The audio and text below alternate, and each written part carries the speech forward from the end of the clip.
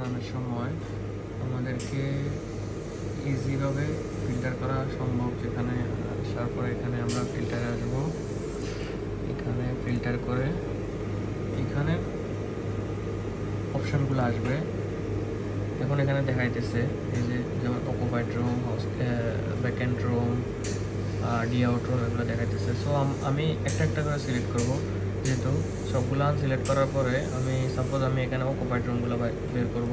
First ফ্লোরে occupied select করলাম, সবগুলো অকুপাইড এখানে আসছে। কয়টা টোটাল? এই যে এখানে টোটাল কাউন্ট এখানে 9টা। ওকে, তারপরে সাপোজ আমার যদি লাগে হচ্ছে ব্যাকএন্ড রুম কয়টা আছে, আমার ব্যাকএন্ড রুম সিলেক্ট করলাম আর অকুপাইডটা সিলেক্ট করে এখানে ওকে দিলাম। এখন সবগুলো ব্যাকএন্ড রুম আসছে, এখানে কাউন্ট দেখাইতেছে 6টা। তো আসলে এভাবেই আমরা মানে ডিসক্রিপেন্সিগুলা কাউন্ট করি টোটাল। যেমন এখানে এভাবে ফ্লোর বাই ফ্লোর আমরা কমপ্লিট করি আমরা।